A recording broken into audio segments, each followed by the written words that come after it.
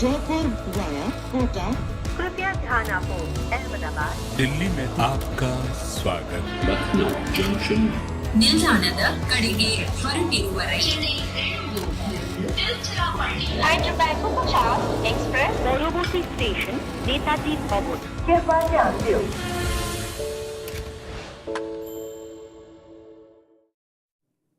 Hello everyone, we are back at Cricbuzz Live for our crossover show. It's a super Saturday, 2 games, which is why we are here early. Lucknow take on Rajasthan. We will be giving you all the updates on the previous match, the Delhi MI game as well. But I've got Joyda and Simon to discuss the next match with you all. Simon, Joyda, Rajasthan sitting pretty at the top. They seem to have gotten everything going right for them.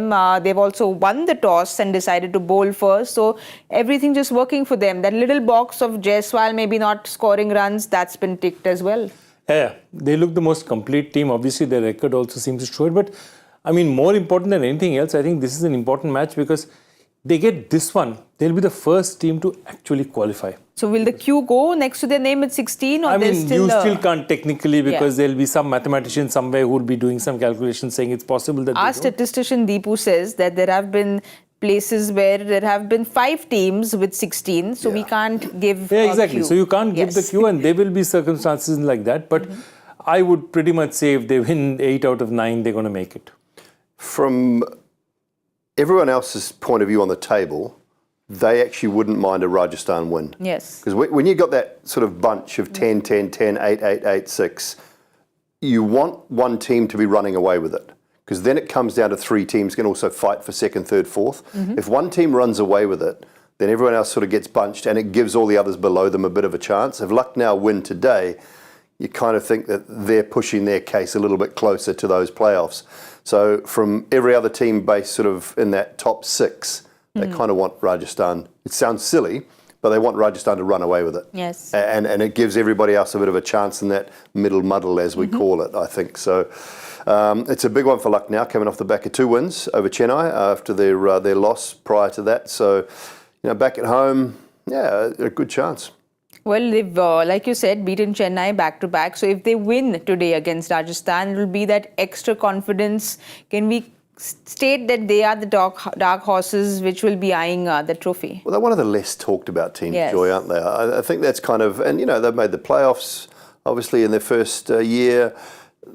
They're just not fancied by anyone. They're one of those teams that just quietly goes about their business and seems to get the job done most of the time. So it's just one of those sides. You look through it and there's some star-studded players, but we tend not to big them up too much or get carried away with them. Absolutely. And think about it. The guy we're talking about most about Lucknow is not even playing. That's Mayank Yadav. Yes. He's the guy. If you want to talk about Lucknow, Mayank Yadav, fantastic India prospect, should he be going to the World Cup? He's not even playing. The truth is that that's one of those things. But also what's happened is, if you notice that these are 2 sides, 2 sets of the player who original coach or mentor and the current coach. Both are very hard grinding, believe in a work ethic kind of. Gautam Gambhir and Justin Langer are, very, very close in terms of personality, in terms of, putting in the grind, doing the hard yards, doing it. So they tend to be teams like that. And therefore, Lucknow is also one of the most consistent teams. 2 years in the IPL, both times it's qualified. And to be qualified in 4 out of 10 is not easy, I assure you that. I mean, you can ask Punjab about that, or many of the other teams actually, for that matter. All right, I've got 2 updates for you all. The first one is Mumbai needs 70 in their last 4. So you had asked for this, Simon. They're listening to you. 70 of the last 4 is very doable. They have 5 wickets in hand. Tim David is on strike. And the other update, of course, is Rajasthan have won the toss. They've decided to bowl first. Surprisingly, between these 2 teams, whoever has won the toss and whoever has batted first has always won the 4 times they've met. Okay. So they've decided to go against the stats, Simon. You'll be happy. But at the toss, KL Rahul said it looks like a even pitch. It's going to go on for 40 overs well, and the dimensions of the field will help the bowlers. Yeah, a decent sized ground, which is a good thing. And I think the boundaries tend to be a little bigger than most of the grounds, which is a good thing. He also mentioned there wasn't much dew in Lucknow, which is it means bowling second doesn't become too much of a disadvantage for them. So it's all about putting runs on the board now. I mean, Rajasthan have chased well when they've had to chase. They've just played well. You know, they are a good side. They've chased well in general terms. So, you know, I don't know that there's any great advantage to winning the toss and bowling. If Lucknow can put a score on the board, hasn't tended to be that 220, 230, 240 pitch. It's been a slightly slower nature surf. It's been a bit more of a grind. So I'd be interested to sort of see the pitch report or hear what they're saying about that and seeing what sort of a number KL, who always had an advantage when you go out as a captain to bat first. He said he'll be happy with the 200 is what he said. Yeah, so in that 185 to 200 mark, I think is probably what they'll be looking for, and then go out and try and defend it. All right, let's have a look at the teams. Rajasthan first, if we can. Like Simon said, they're not doing too many things wrong, and they've gone ahead with the same playing 11, Joyda. Why would they change around something that's I love working this playing so well? 11 because they have so much variety in terms of high quality fast bowling, high quality spin as well. There are very few teams who can throw that options. And again, we are talking about bowling sides winning tournaments. I mean, Mumbai is discovering that to their cost when they're just not being able to find support for Bumrah. This is one bowling attack that attacks you from all directions. And like Bolt can start, a Sandeep Sharma can finish, Chahal can bowl throughout. This is it's a very, very well-balanced team. And to be honest with you, Rajasthan is a team that has benefited most from the impact subs rule. We'll have a look at Rajasthan's impact subs. I'd imagine Riyan Parag will come in because that was their bowling 11. And they haven't started with 4 overseas very often. They've started, I think, probably 5 of their games in the tournament so far with only 3 overseas players. So they're actually starting with 4 in their bowling lineup and having Riyan Parag as their impact sub. And in general terms, he's a very good fielder. So there's obviously a reason behind starting with the 4 overseas, having Rovman Powell there in that middle order as an option maybe to have to bowl an over if required. So they don't often use that 6th bowler. They're one of those sides that tends to sort of go in with 5 bowlers and use all 5 for 4 overs. So it's just a slight tweak in the sort of mix of their side rather than the actual names that are going to play.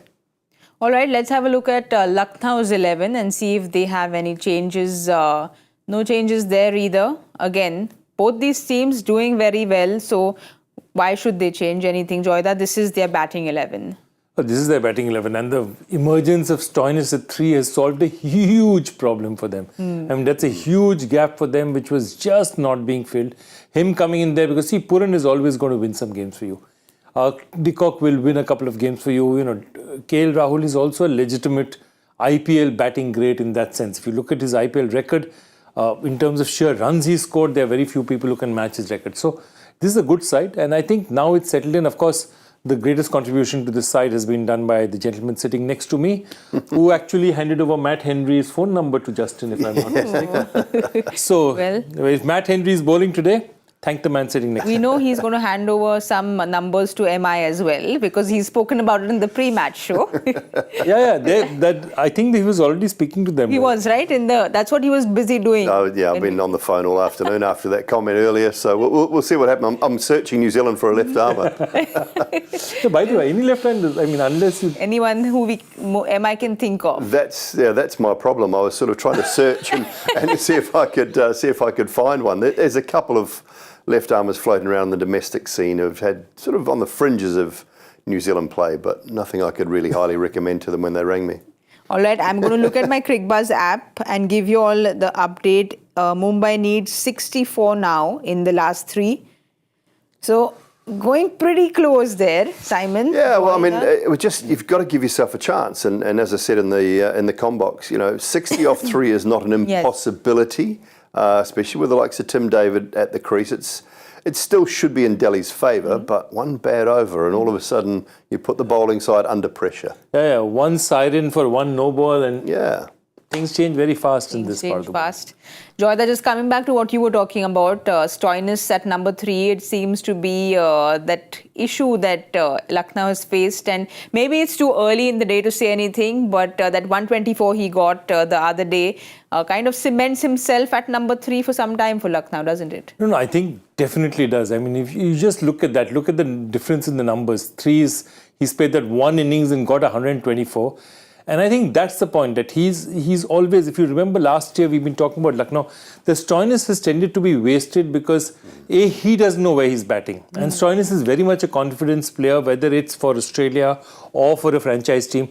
He's very much a confidence player. He needs to know what he's doing. He needs to know he's an important part of it. So they have to keep bumping him in, bumping him out, because basically what Lucknow did was have a lot of all-rounders and then sort of shuffle them around, you know.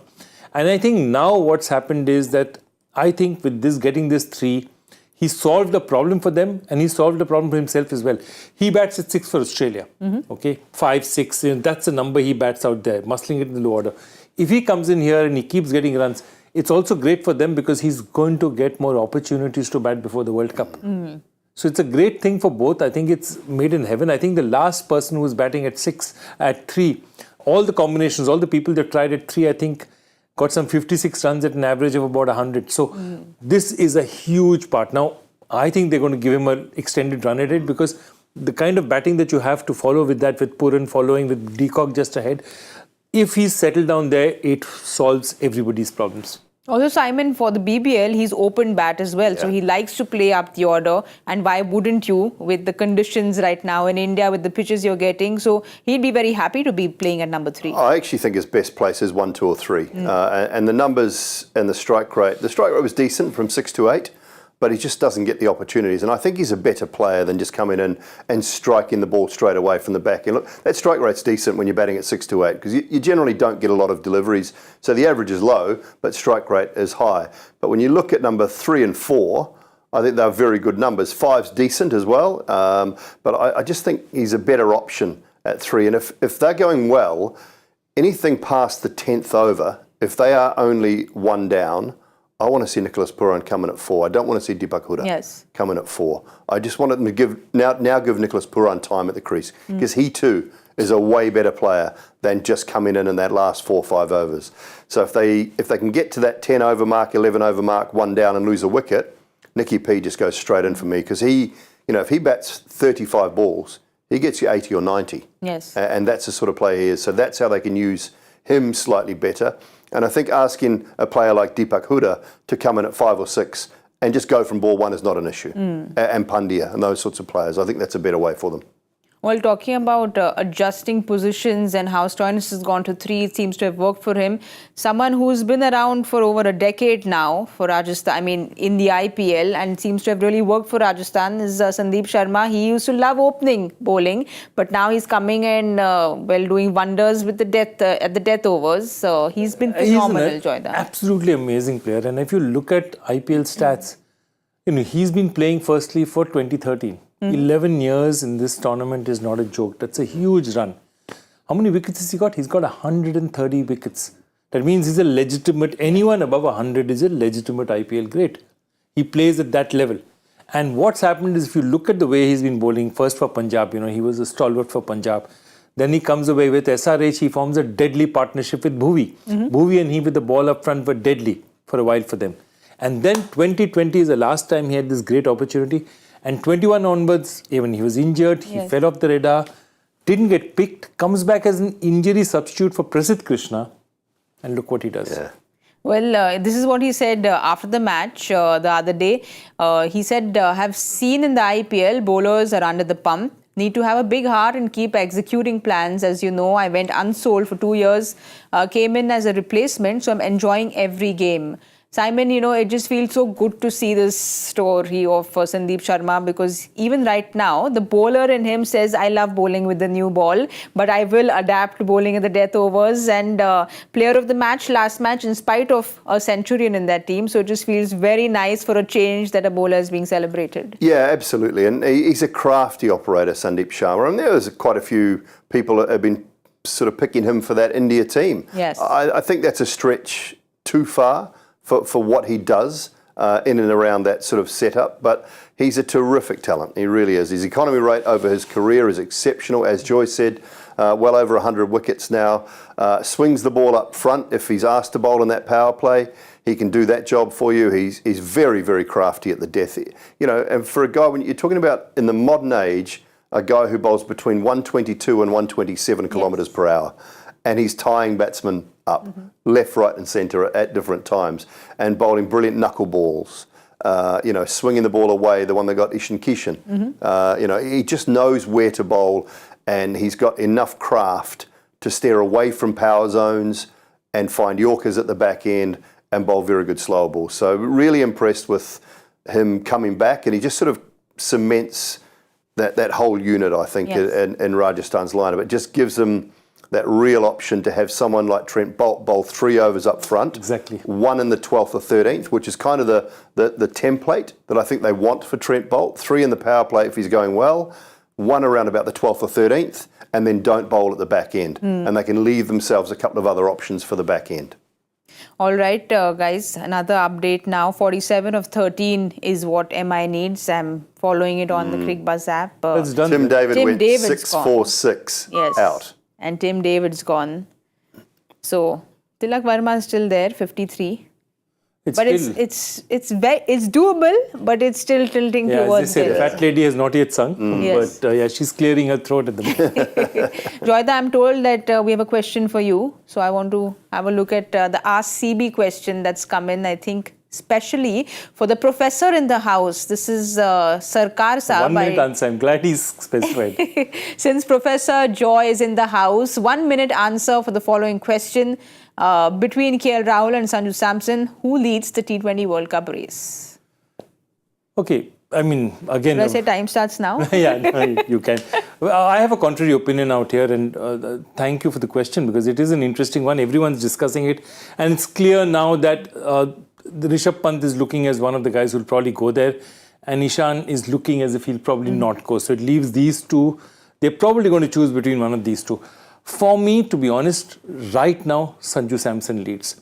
And there's a reason I say that. I feel that KL Rahul has got a lot of opportunities playing for India, playing in the World Cup. And he can give you a certain amount, but we've seen his upside. Yes. I think Sanju, we've just not seen the opportunity. I think after being, I think one of the greatest things for India, for Sanju Samson, has been the fact that Rajasthan has made him captain. Because he's thinking about the game in a whole different way. I mean, the way he's adapted his game after captaincy is something else to see. When to give the other batsmen the opportunity, when to take over himself. I also think he's an X factor. That he, like Surya Kumar Yadav, is a kind of player who can change a game. So for me, I'd go with Sanju Samson at this point in time. Well, Simon, you were not given that 1 minute, but I would like to to know what you think as well, because Harsha said that Sanju Samson is his number 3 and should be given a long rope. You also, I think, were putting out the boarding pass. Well, I changed my mind the other night after seeing what Rishabh Pant has done in the last couple of games. We had to select our 15, and Harsha and I have done a little piece for that. I've now got Rishabh Pant batting at 3 in my World Cup lineup. And that's the only reason I'm not taking Sanju Samson. But he is in your 15 over KL? No, he's not. Because my backup keeper He's an opening batsman. I've got Jaiswal in my 15 as well. He's not opening. Obviously, Rohit and Virat are opening. And Pant at 3, Sky at 4, Shivam Dubey at 5, Rinku Singh at 6. But who's your... That's my top 6. So my backup keeper is KL. Because if we need someone, or if India needs someone to bat at 4, 5 and 6, KL's record at 4, 5 and 6 and his experience at that number is decent. And his time spent there is decent. Now, I mean, those numbers are very similar for guys that bat 1, 2 and 3 in this tournament. I know Sanju, they look better, average-wise, strike rate-wise, but in this side, he's not going to get to open the batting. And if Rishabh Pant's injured, yes, he might get to bat at 3. But I'm looking for across-the-board cover, and that's the only reason I've gone just the nod of KL ahead of Sanju, because I'm not... Jaiswal is there as my cover to open the batting. Okay. So that's the reason I've got him just ahead. That's all. But it's a tough call. And Sanju's sample size in international cricket is not much. It's just over 20 games, I think, so it's not a huge sample size, and he's been moved up and down the order a little bit and has never been given an extended run. So we don't really know. Yes. But I'm just tempering it with that. You know, Joyda, I get where Simon's coming from because we've seen KL play at that number.